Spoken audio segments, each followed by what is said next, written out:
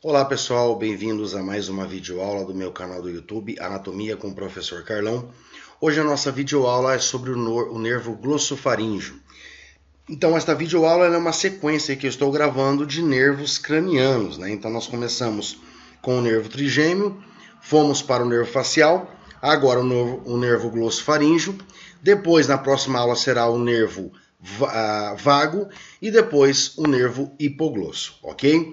Então, nesta videoaula sobre nervo glossofaríngeo, eu vou trabalhar, como nas outras videoaulas, a sua origem aparente lá no tronco encefálico, a sua origem real a nível de crânio, né, quando ele sai da cavidade craniana para fora aí do crânio, e vamos trabalhar todas as suas ramificações e também falando, né, sobre as suas inervações, tanto sensitivas quanto motoras, né? Porque nós vemos aí que esse nervo, ele é um nervo misto, né? Então nós vamos trabalhar a inervação sensitiva geral, a inervação sensitiva especial, que no caso é a gustatória, e vamos trabalhar também a sua função motora, ok? Espero que vocês gostem dessa videoaula e vamos aí para mais essa videoaula de nervo glossofaríngeo, ok?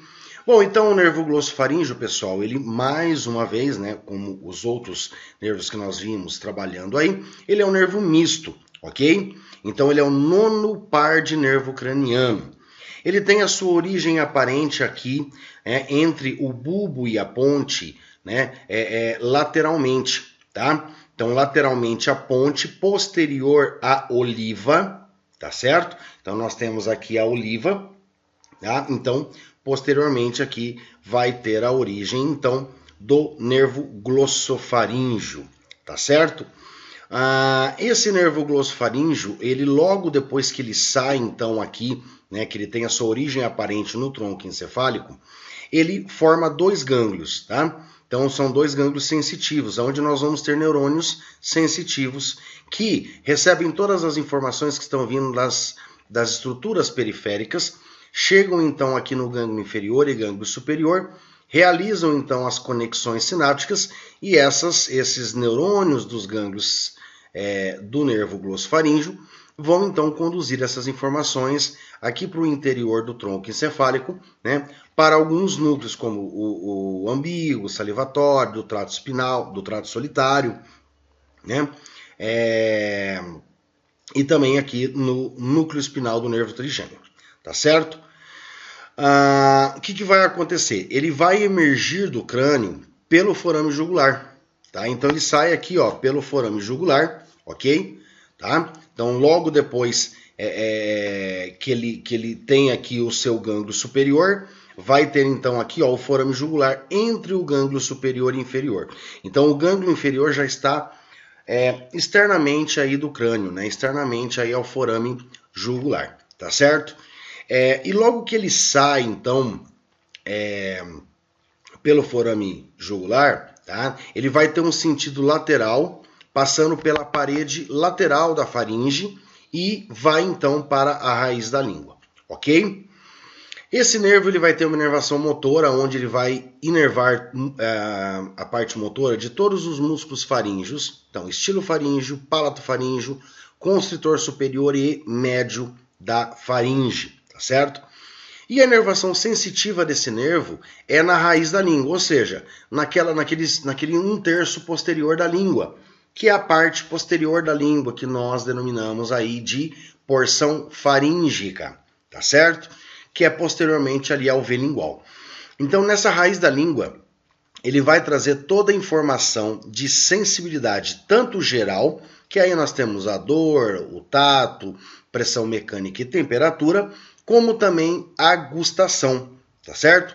Como nós vimos nas aulas anteriores, nervo trigêmeo, nervo facial, nós vimos que os 2/3 anteriores da língua, a parte sensitiva geral, era conduzida então pelo nervo trigêmeo, tá?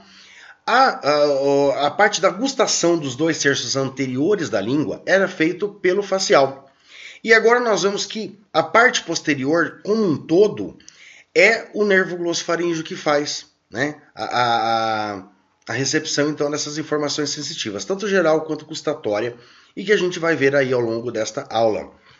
Além disso, vai trazer também informações de sensibilidade da tonsila palatina, conhecida aí como amígdala cerebral, também traz ali da mucosa da faringe, tá certo? Além disso, esse nervo glossofaríngeo ele vai apresentar fibras secretomotoras parasimpáticas. A gente vai entender como é que isso vai funcionar, que vai aí especificamente para a glândula parótida. E além disso, esse nervo glossofaríngeo, ele é esse nervo que garante os reflexos de vômito e de deglutição, tá certo? Por ele inervar aí a parte posterior da língua, inervar também a parte da faringe, né? Então ele vai estar responsável aí pelos reflexos de vômito e deglutição. Isso a gente pode observar, por exemplo, quando você vai no médico e o médico ele pega aquela espátula, né, aquele abaixador de língua, e ele coloca lá no fundo da sua língua e abaixa a sua língua para poder visualizar então como é que está as suas tonsilas, como é que está a sua faringe, né? E aí automaticamente quando essa espátula de madeira, que é o abaixador de língua, ele encosta ali na parte final, posterior da língua, automaticamente você sente aí um reflexo de vômito, você sente uma ânsia de vômito, né? Ou até mesmo quando você vai escovar a língua, né? Que a escovação ela tem que ser feita também na parte posterior da língua, né? Claro que você não vai colocar a escova lá próximo da faringe, né? Mas quanto mais posterior você escovar a sua língua, mais reflexo de vômito você vai ter, tá certo? E também automaticamente ele garante aí o reflexo de deglutição, porque todo o alimento, né? Todo o alimento líquido que está aí no fundo da sua língua, né? Mais aí próximo ao fundo da sua boca, ele vai estimular então esse glossofaríngeo que vai iniciar todo o processo da deglutição, ok? Então aqui nós vemos nessa imagem da esquerda a origem aparente aqui, né, do nervo glossofaríngeo e aqui a saída dele pelo forame jugular. Lembrando que o gânglio superior ainda está internamente no crânio e o gânglio inferior, sim, é que vai estar fora do crânio, né? Fora aí do forame jugular, tá? Tanto na imagem da esquerda quanto na imagem da direita, nós já observamos o primeiro ramo originado aqui pelo nervo glossofaríngeo, que vem especificamente aqui do gânglio inferior, que é o nervo timpânico, ok? Então, nervo timpânico. E aqui então, nesse próximo slide, né, mostrando então aqui o nervo glossofaríngeo, posteriormente a ele o nervo vago, tá? Que vai ser numa próxima aula. Esse risco em preto está mostrando então o forame jugular, tá? Vejam que pelo forame jugular sai tanto o glossofaríngeo quanto o nervo vago, como também penetra aí, né? Passa também a veia jugular interna, tá certo? E aqui então mostrando, né, com esses risquinhos azuis aqui, então o nervo glossofaríngeo e toda a sua ramificação para onde ele vai, né? A parte posterior da língua, que é a raiz da língua, toda a parte dos músculos da faringe, tá ok? Também está relacionado aí, né, com a parte timpânica, né, do ouvido interno, né, do ouvido médio interno, e também envia um ramo aqui para o seio carotídico, né, que nós já vamos entender mais à frente qual é a sua real função. Tudo bem? E além disso, ele vai originar então o nervo petroso menor, tá? Que vai se conectar então com um gânglio que a gente vai ver mais à frente e que vai fazer então a inervação parasimpática da glândula parótida. Tá certo? Bom, vamos então começar com o nervo timpânico, né? Que aí já é o primeiro nervo originado aqui do gânglio inferior desse nervo glossofaríngeo, o nervo timpânico, tá? Veja que o nervo timpânico, então, ele vai entrar entra na cavidade timpânica, né? Junto com ramos do plexo carotídico interno, formando então o plexo timpânico aqui dentro do ouvido médio. Ok? Dentro do ouvido médio. O que vai acontecer? Esse nervo timpânico ele vai fazer uma inervação secretomotora e também sensitiva aqui na mucosa timpânica e também na tuba auditiva, tá certo? Então nós observamos o quê? Nós observamos que nós temos o nervo timpânico, ele vai penetrar então aqui pelo canalículo timpânico, né? Ele vai entrar aqui, né, o nervo timpânico, e ele vai aqui no ouvido médio, né, juntamente com o nervo carótico timpânico, ele vai formar então aqui internamente o plexo timpânico. E esse plexo timpânico ele vai fazer toda a inervação, né, secretomotora de todas as glândulas secretoras que nós temos aqui na mucosa timpânica e também sensitiva, né, captando informações de sensibilidade, como ele vai originar um ramo que é chamado ramo tubário, e esse ramo tubário aqui vai fazer a inervação sensitiva e secretomotora também da tuba auditiva, né, antigamente chamada de trompa de Eustáquio, ok? E que vai, né, essa tuba auditiva, ela tem uma comunicação aqui com a nasofaringe, né? Então aqui nós temos o ósseo faríngeo da tuba auditiva, que se conecta então com a tuba auditiva e se conecta através da tuba com o ouvido médio, ok? As fibras secretomotoras, então, elas saem da cavidade timpânica formando, né, elas acabam formando aí o nervo petroso menor, tá? Então elas acabam formando aí o nervo petroso menor, que vai fazer sinapse com um gânglio, que é esse gânglio aqui, chamado gânglio óptico, tá? Que fica na face medial do nervo mandibular, que é um ramo do nervo trigêmeo, ok? Então aqui nós vemos o nervo timpânico, tá? Do nervo timpânico ele vai acabar formando então este nervo aqui, ó, este nervo aqui, que é o petroso menor, tá? Ó, petroso menor, ok? E esse nervo petroso menor faz uma sinapse com o gânglio óptico. E desse gânglio óptico, nós vamos ter aqui dentro neurônios parasimpáticos que vão originar, então, axônios, né? E esses axônios desses neurônios ganglionares parasimpáticos vão sair junto com esse nervinho aqui, ó, tá? Esse nervinho que é chamado de aurículo temporal e que vai então para a glândula parótida. Na aula de nervo trigêmeo eu falei que fibras parasimpáticas, né, do glossofaríngeo vinham junto com esse nervo aurículo temporal para realizar então uma inervação parasimpática da glândula parótida. Então agora nós estamos vendo que a inervação parasimpática dessa glândula parótida é feita, tá? É feita especificamente aí, né? Pelas fibras do nervo petroso menor, que depois do gânglio óptico saem junto com o nervo aurículo temporal e vão então para a glândula parótida. Tudo bem? Bom, depois desse nervo timpânico, nós vamos ter outros ramos aqui do nervo glossofaríngeo, né? Que nós podemos dizer, então, que são como se fossem ramos terminais, tá? Então, esse anterior aqui, ó, né, com os dois gânglios superior e inferior, é o nervo glossofaríngeo e posteriormente a ele nós temos o nervo vago, tá?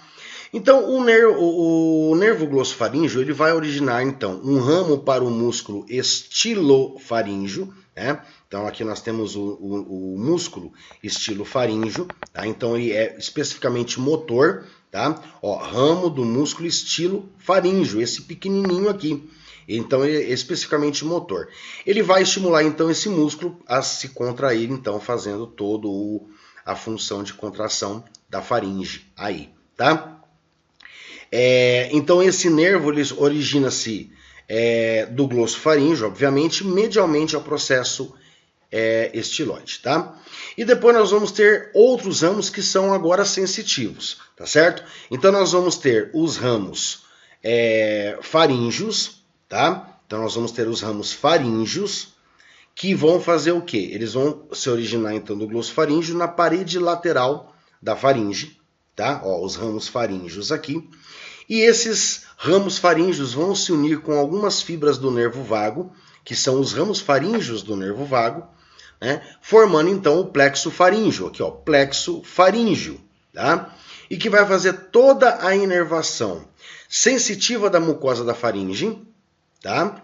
E também vai fazer inervação motora para alguns músculos, como por exemplo o palato faríngeo, né? E o constritor superior e médio da faringe.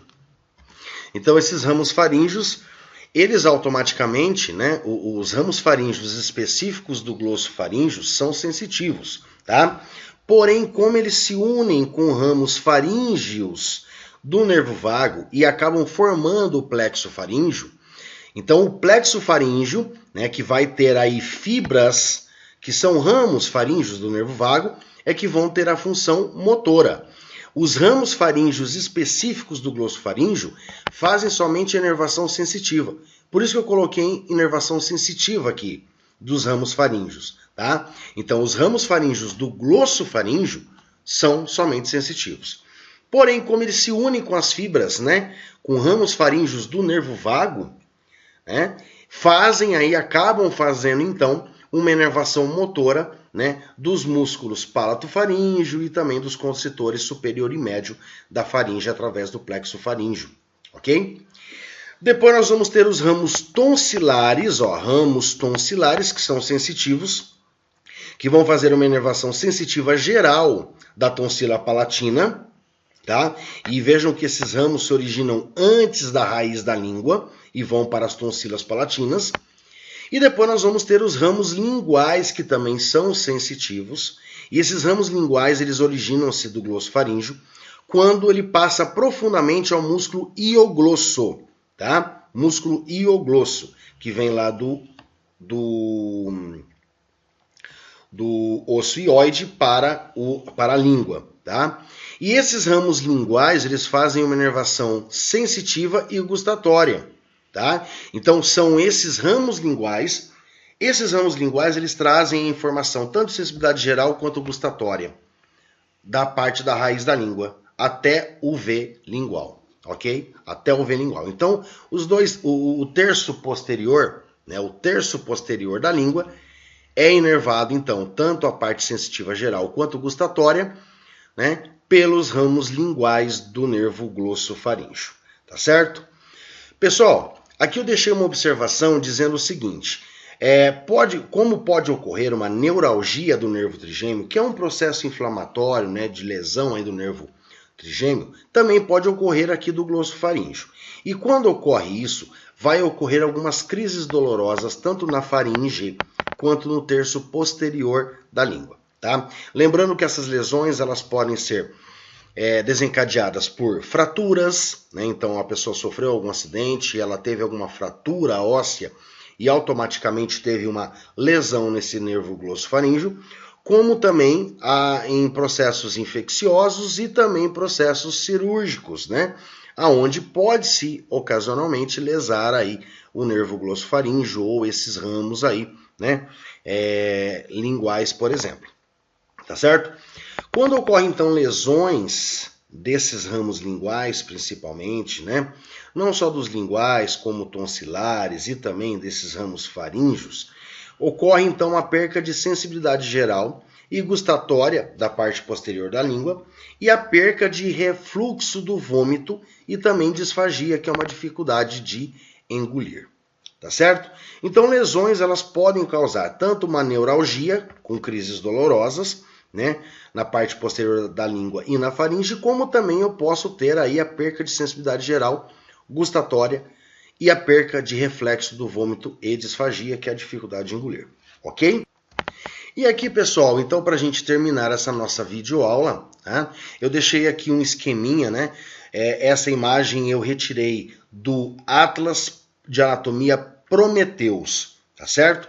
Então, Atlas de Anatomia Prometheus, volume, primeira edição, tá? O volume que é sobre cabeça e neuroanatomia, tá certo? Eu achei muito interessante essa imagem, tá? E aqui ela mostra o quê? Ela mostra todas as inervações que o glossofaríngeo faz.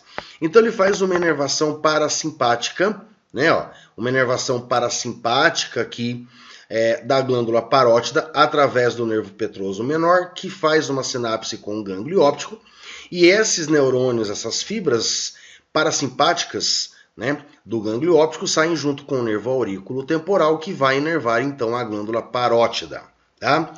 Aqui a letra B está demonstrando então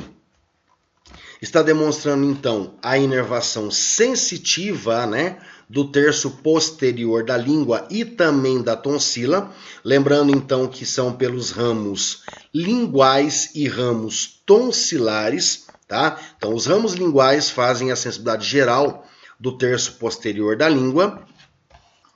Então eu arrumei aqui, pessoal, ó. Então a letra B está representando então os ramos linguais, que vai para o terço posterior da língua, e os ramos tonsilares, que vão para as tonsilas palatinas.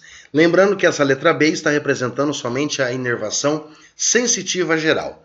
Dor, temperatura, pressão mecânica e o tato também, né? Você relar ali nessas partes aí, você vai então ter uma origem de uma sensibilidade geral. A letra C está mostrando então o ramo motor, que vai aí para o músculo estilofaríngeo, né? Que então são os ramos sensitivos faríngeos. Então eu tenho tanto o ramo sensitivo faríngeos, que vem ali do plexo, né? Do plexo faríngeo, né? Que é uma conexão tanto dos ramos faríngeos do glossofaríngeo, quanto dos ramos faríngeos do nervo vago, né? Que é motor. Então a parte motora vem do nervo vago e a parte sensitiva então vem do nervo glossofaríngeo. Pegando então aqui, né, os músculos palatofaríngeo, concitores superior e médio da faringe, tá ok? A letra D está mostrando então a inervação da tuba auditiva e também do ouvido médio, né? Através então do nervo timpânico e da tuba auditiva do ramo tubário, né? Então o nervo timpânico vai pegar aí toda a parte timpânica, né, do ouvido médio, e o ramo tubário que vai pegar então a inervação aqui, tanto secreto-motora quanto sensitiva geral, da tuba auditiva, tá certo? A letra E, então, está mostrando especificamente a parte de inervação gustatória do terço posterior da língua, que é feito também pelos ramos linguais. Então, lembrando que os ramos linguais captam, além de sensibilidade geral do terço posterior da língua, captam também a gustação do terço posterior da língua. Tá? Então essa que é a diferença entre a letra B e a letra E. Vejam que a letra B eu tenho tanto a parte posterior da língua quanto as tonsilas palatinas. Então é uma sensibilidade geral que é feito pelos ramos linguais e tonsilares. Agora na letra E é somente os ramos linguais, captando então a parte de gustação do terço posterior da língua, ok? E a letra F, nós temos aqui ramos do seio carotídico, que são originados do glossofaríngeo e que vão fazer uma inervação sensitiva aqui no seio carotídico. O que é esse seio carotídico, pessoal? Existe uma videoaula minha lá no YouTube, na playlist de sistema circulatório, na parte 1 de artérias, aonde eu falo que nós temos originando então do arco da aorta, né, a artéria carótida comum, tanto direita quanto esquerda. E a carótida comum, que é esse pedacinho aqui antes dessa dilatação, ela quando chega próxima, né, aqui na mesma reta, no mesmo nível da cartilagem tireoide, ela se divide, originando então a carótida interna e a carótida externa. E nessa divisão ele vai formar uma dilatação, que é chamada então de seio carotídico. E neste seio carotídico, com esta inervação sensitiva, através desses receptores, né, aqui, é que conseguem captar o quê? Como está a minha pressão sanguínea, né? Como está a pressão sanguínea e como está, isso, claro, principalmente a pressão sanguínea, mas acaba captando também, né, algumas concentrações aí de substâncias dentro, né, do nosso sangue. Tá certo? Então toda a nossa parte, toda a parte de controle vasomotor, pera lá, como é que está a nossa pressão sanguínea? Está muito alta ou está muito baixa? São originárias então desse seio carotídico. E lembrando que o seio carotídico, ele é inervado não somente pelos ramos do seio carotídico do nervo glossofaríngeo, mas também o ramo do seio carotídico do nervo vago, que será então a nossa próxima aula, né? A nossa próxima videoaula. Então toda essa parte do seio carotídico que garante aí como que está a nossa pressão sanguínea é feita tanto pelo glossofaríngeo quanto pelo nervo vago. Tudo bem? Pessoal, então aqui chegamos ao final desta videoaula, então nós vimos aí toda a parte da origem. Então aqui nós vimos a origem aparente, né, do glossofaríngeo lá no tronco encefálico. Nós vimos por onde que ele sai, que é pelo forame jugular. Nós vimos que ele forma, então, dois gânglios sensitivos, onde nós vamos ter os neurônios sensitivos desse nervo. Nós vemos que do gânglio inferior, né, que já está fora aí da cavidade craniana, fora do forame jugular, se origina então o primeiro ramo, que é o nervo timpânico. Depois esse nervo timpânico origina o ramo tubário, e o ramo tubário é que vai originar então o nervo petroso menor, né? Então aqui, ó, o nervo petroso menor, e o nervo petroso menor se conecta então, né, aqui nós temos o nervo petroso menor, ó, tá? Ele vai se conectar então com o gânglio óptico. Aí saem fibras parasimpáticas junto com o aurículo temporal e vão inervar aí parasimpaticamente a glândula parótida. E nós vimos então os ramos, tanto motor, que é para o estilo faríngeo, quanto os sensitivos, né, tonsilares, linguais e faríngeos do glossofaríngeo. Só quero deixar bem claro, pessoal, que a parte motora do plexo faríngeo é garantido, né, ali para os músculos palato-faríngeo, construtores da faringe. Então, esses ramos faríngeos vêm do nervo vago e não do glossofaríngeo, ok? Só que eles acabam formando o plexo faríngeo, tanto ramos faríngeos do glossofaríngeo quanto do vago, né? Então, aí os ramos do vago é que vão ter a parte motora. Os ramos faríngeos do glossofaríngeo é somente sensitivo, ok? E aqui vimos então toda a parte de inervação do glossofaríngeo, e aqui finalmente eu deixei as referências. Eu recebi alguns comentários nos meus vídeos dizendo aí que seria interessante eu estar colocando as referências, né? Até peço desculpas aí ao pessoal, né? Que os meus vídeos anteriores, alguns eu coloquei, ou a maioria não temos referências, tá? Mas aí está então as referências, né? Então eu utilizei aqui a anatomia de cabeça e pescoço, do Riat e Gartner, tá? Anatomia da face, bases anatomofuncionais para a prática odontológica, muito bom esse livro, do Madeira e do Rosolo, tá? E também anatomia crânio-facial aplicada à odontologia, tá certo? Aí do Rossi, ok?